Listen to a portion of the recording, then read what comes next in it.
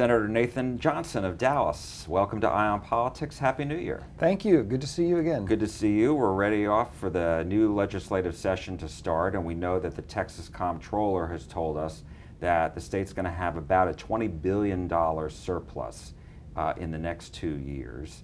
And so I'm wondering, how should Texas, what should they do with all that extra tax revenue? With a state that's growing as fast as ours is, both in population, in industrial growth, with onshoring, with the explosion of energy demand, with water consumption, I think we would be remiss if we did not view this as a historic opportunity to make investments. We can build the infrastructure that's going to set us up for the next half century, or we could leave it unspent and brag about a surplus, or we could promise it to people and give everybody a $50 tax break. It's nice to have tax breaks. We gave an important property tax reduction last session. There's conversation of doing it again, and while I'm all for reducing taxes where we can, I think that right now we need to keep our eye on what lies down the road. Such as? Water. Water is an issue. Electricity, we're all aware of strains on the grid because we had a grid failure. We still turn the tap and water comes on, so people are lulled into perceiving that we don't have an issue with water, but we really do. It takes 30 years to plan and build a reservoir, and we're running out of places to build reservoirs. So we have got to invest in making sure our existing water systems are effective, safe, and efficient and don't lose water, but also find new sources of water supply, whether we're talking about bringing water in from other places or desalinization of water. Those things cost money, and in the meantime, we need to be working with the private sector to find ways that industrial processes can use less water. All of this stuff operates within a framework of good legislation and policymaking, and that's really where legislators ought to be directing their attention, and some of our dollars as well. If you don't have water, what happens? Businesses can't come here. First thing that happens is you die. Right? If we don't go quite so extreme, but we just have shortages of water, we have extremely high prices and limited supplies. And as you were just mentioning, sorry to interrupt, but yes, businesses don't come here if they don't have a water supply. A lot of the tech industry is highly dependent on water, as well as tourism industries, as well as just people being able to live comfortable lives. Nothing works if you don't have water. It is elemental, like electricity. So here we are in a cold snap, and ERCOT says grid is going to be fine for now. And how satisfied are you with the progress that ERCOT and the state of Texas have made since the February 2021 storm that took 250 lives?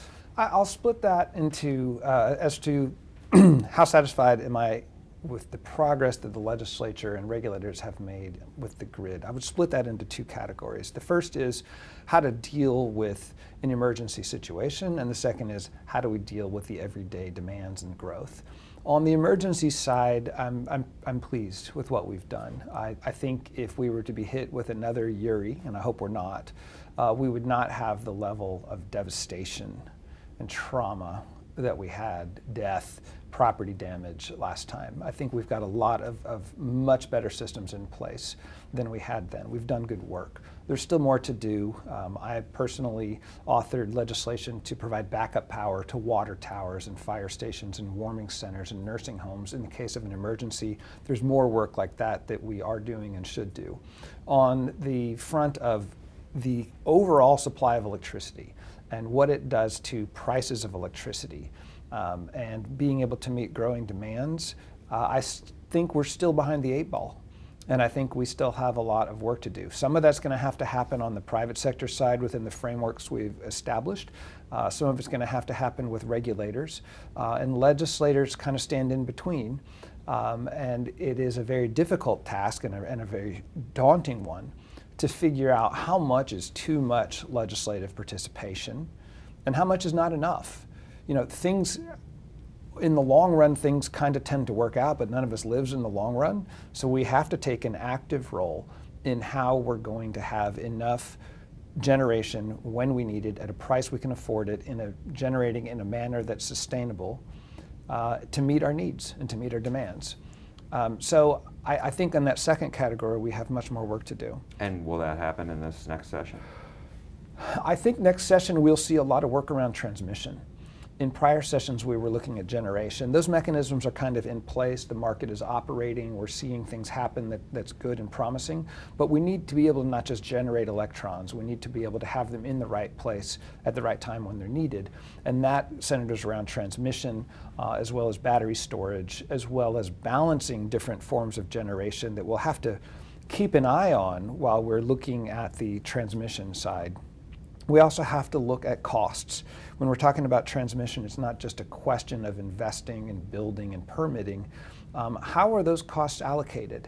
And with the increasing demands for electricity that are coming into the state of Texas, old models of allocating costs don't fit quite as well onto what we're seeing in the future. So we are going to have to consult with experts who disagree with each other on the topic of how we're going to run an economic framework around a structural framework to make sure that we have enough electricity to power our homes, to heat our homes, to cool our homes, and to allow businesses to continue to operate here. Jack, if I can go back one, you asked me earlier about what we ought to be spending, what you described as a surplus. What things you should spend things on? Well, no, I don't think it is a surplus. And it's a word that just about everyone uses, but this is money that has not been spent. And it can be not charged to people in the form of taxes in the first place, or it can be invested in things that help this state. And I like both of those options. But surplus is like that food that you put back in the fridge for tomorrow because you're stuffed. I thought those were called leftovers. Well, those are called leftovers. But you may, let's say you have a surplus of food when you can't get through what's in your fridge or your cabinets. And maybe you give some away because you should. But surplus implies you have more than you need. What we have there in those bank accounts is money that we promised to use for the benefit of the state that we haven't managed to use for the benefit of the state. I think in some case it represents a failure. Consider, for example, public education. One of the reasons we have such a large surplus is we are not funding public education at the very same level that we did in 2019 when we made a historic pledge to increase funding and did increase funding for public education. But over the last 5-6 years, inflation has eroded the power of that funding and it's flat. If we were to fund public education at 2019 levels today, it would be somewhere between $15 and $20 billion more than what we've been putting into it. There goes that so-called surplus. So I don't view it as a surplus. It's money we haven't invested in the people. Okay, so let me ask you, because I was going to ask you about what would you think, how much money do you think should be given back to people through property tax reduction? And then I was going to ask you also about schools, because public schools and school choice, taxpayer-funded education savings accounts are going to come up in this session. Sure. They've been, it's been really hasn't stopped being talked about since the last session. It's exhausting. So let's first talk about the property tax reduction. Yeah. If it's $20 billion, and we'll get the final on Monday from the Texas Comptroller, how much do you think should be spent, given back to the people? I think that question is one that we ask after we've looked at all the other things that we absolutely need to invest in. Property tax reduction is great. Whatever's left over, I'm happy to apply to property tax reduction. Even there, it's not such a fiscally conservative thing to do, because property tax reduction spends today's dollars on today's budget, but it commits you to spending similar sums all down the road. And I'm pretty conservative fiscally. I don't like making promises that someone else is going to have to keep in the future. So I'm maybe not as quick to throw money at property tax reduction in exchange for votes, because I think we need to make sure that we can meet our budget every single cycle. Secondly, we have major investments we need to make in healthcare, education, roads, water systems, and many, many other things that demand that money right now. And I think the better service to the people, although maybe not always the most popular way to express our service to the people, is to invest in the systems that will enable their children to lead the same lives that we've been able to today. So after we get done taking care of the state's infrastructure needs, and there's money left over, maybe we can call that a surplus and use it to reduce property taxes. But even then, for whom? For renters or for homeowners? Close to half the population in Texas doesn't own a home. So I also want to look at, are we being fair with how we're distributing so-called surplus dollars? And I also think that when you see things that seem unfair, they're also probably inefficient. So I think we need to just take a slower, more sober look at how to use the dollars that the state has been given by the taxpayers and not do what's easy and quick and popular, but do what truly serves the people and take the time to explain it to them. So what, more tax-free holidays? No, I'm not a big fan of tax-free holidays, actually. Congested stores, lower state revenues, which lowers the revenues you have available to give the people who really need the tax holidays. I'm not going to make getting rid of tax holidays part of my political agenda. It's not, but I don't think you're that's not big really on a big thing. expanding them. Yeah, but I think you're suggesting that it may apply to a sales tax. I think is a very good one. Instead of a property tax reduction, maybe we lower the sales tax by 1/4 cent, because everybody spends money on necessary goods and services. That might be a better way to do it. Now, I don't have a hard opinion on this particular issue, because I'm not sure we're going to have a whole lot of money left after we do what we need to do with the money to be arguing about what a property tax reduction should look like. But I will say that we have done $18 billion property tax reduction last session. I voted for it. I support property tax reduction, but I think the scale was reckless. And before we go rallying to do it again, I think we need to take a look at what we're setting ourselves up for down the road. So let's talk about what you mentioned before about school funding, because obviously, a lot of people say teachers need to get a raise, and the state needs to put in real dollars for that, not just leave it up to the school districts, but state money specified for that. But then also, the level of funding per student. In 2019 was the last increase per student, if I'm not mistaken. That's correct. And so how much more should schools get per student? Yeah, I actually filed bills on this last session. I filed them again this session, and it's pretty simple.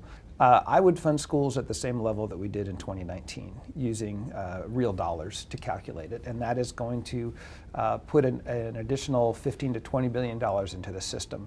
That goes into the basic allotment, which is kind of a funny word to say how much money we go per student, and it really is carved up into a lot of categories in a very smart way. There was some great work done in education, bipartisan, nonpartisan basis, 2017, 18, 19. To come up with these formulas. And one of the things it absolutely guarantees is a substantial raise for teachers. But it also recognizes that you've got to send dollars to certain places that are more expensive and less dollars to places that are less expensive. So it's built in to give school districts the power to address the needs that they need to address.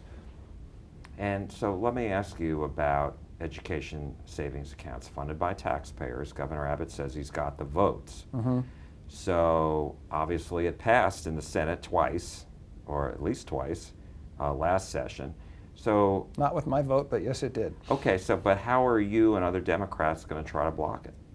And can you? Well, realistically, I don't think we can.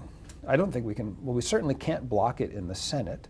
I don't know whether it can be blocked in the House. There was an election last cycle that on the Republican side that essentially annihilated most of the Republicans who voted consistent with the interests of their district to not put public dollars towards private education.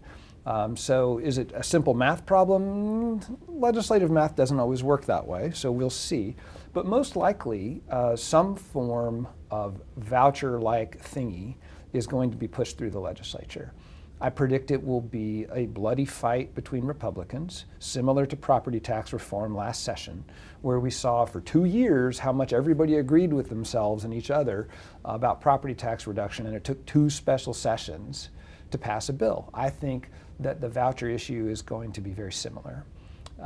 I'm hopeful that whatever comes through is as the least objectionable measure possible. And that's where I think the Democrats and many Republicans as well, can be relevant. Even if you're not in the majority vote, we can shape the conversation. We can try to direct money in ways that are most beneficial and least harmful.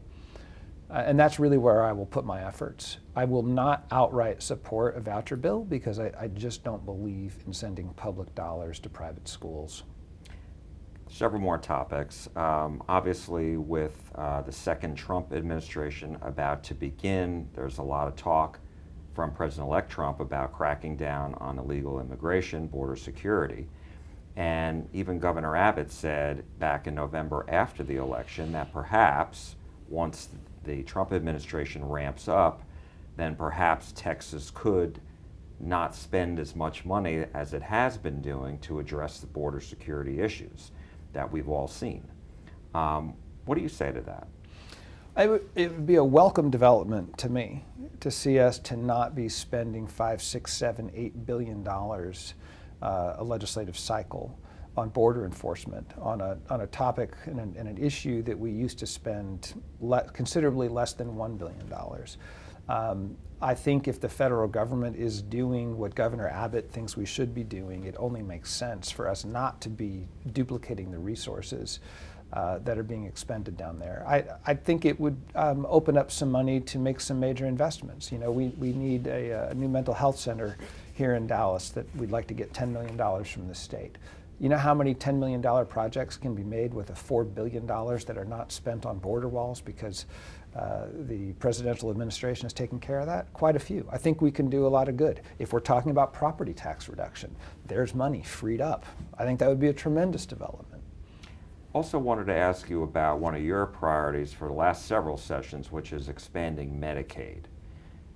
Republicans in the majority, they're not changing their minds. They don't back it. So, you know, do you have any other ideas to try to persuade the Republicans on passing this? Well, there's a wild card here at play. First of all, I do not believe that a majority of Republicans don't believe Medicaid is the right thing to do. I think most of them, particularly anyone who's paid attention and studied the issue, knows it's the right thing to do. It's just politically impermissible in Texas, which is lamentable, reprehensible, frankly, because conservative states across America have expanded Medicaid under the Affordable Care Act, and it's been a financial boon, a morally correct decision. It's improved health, it stabilizes finance, it spurs the economy, it's revenue neutral or positive for the government. I mean, I think most people who look at the issue understand that. Businesses understand it, chambers of commerce understand it, but politically it's still impermissible in the legislature. I don't expect to win that fight this year. But it could, because there's a wild card at play, and his name's Donald Trump. No one knows what Donald Trump is going to do with health care. I'm not sure. In fact, I'm pretty sure Donald Trump doesn't know what Donald Trump is going to do with health care. He could greatly damage the Medicaid system. He could make some changes and decide that it's a system that he wants to be part of his legacy and apply pressure to the remaining recalcitrant states to get on board. I don't think that's out of the question. I'm not holding my breath over it. I'm going to continue pushing the issue because I think that it's just economically and morally irresponsible of this state not to provide health insurance to 1 million people. So while insurance is not the same as health care, it's generally prerequisite. And I will continue highlighting our failure to do that so that we have pressure on the state to finally make a move. But let me say it in more diplomatic terms. I'm a politician. I know the realities of a political climate. And I've tried to advance Medicaid expansion in a way that has some political foundation for a conservative to adopt it without compromising or even being accused of compromising their principles. I mean, the Medicaid expansion plan that I've put forward includes measures of individual responsibility, employer participation, health savings accounts, incentives to lead healthier, to adopt healthier lifestyles. I mean, this is something that really is about individual responsibility and transitioning people from a state of economic and healthcare dependence to independence. And it really would be consistent with any Republican or Democrat to say, hey, look, we've really improved the Medicaid system here in Texas. And it is time for us to take our own tax dollars back from Washington and bring them here to make our people healthier and drive our economy. I don't think that should be inconsistent with anyone's political philosophy. And I offer that in absolute good faith to the governor, lieutenant governor, whoever the speaker is going to be, every Republican and Democrat in the legislature. And then I have to ask you about 2026, because after the legislative session ends Memorial Day weekend, I mean, we'll see if there are going to be special sessions like there were the last time. Everybody's going to start focusing on 2026. And quite frankly, I've heard your name mentioned as someone who's potentially looking at higher office, whether it's the governor or, I don't know, Senate. So what about that? 2026 is 2026. We have about a week left before session starts, and we need several 100,000 housing units. We need health care, water, electricity, infrastructure. And honestly, I would be remiss if I did not put my attention on those issues right now. And that is where my mind is right now. I'm flattered that somebody would think about me for higher office, but I would certainly lose their trust if I didn't put my energy and attention right now into the issues that we're going to have to tackle in the legislature this year. But it's not a hard no. I think anybody who thinks that they can do something useful for this state in one capacity or another should be open to doing it. It's just not, I'm not running for office today. I'm not even running a primary for state senate today. That's behind me. What's in front of me right now is being a good senator for the people of my district and the state. Focusing on the issues at hand. Absolutely. Senator Nathan Johnson of Dallas, thank you so much. We appreciate it. Thanks for talking with me. Yeah.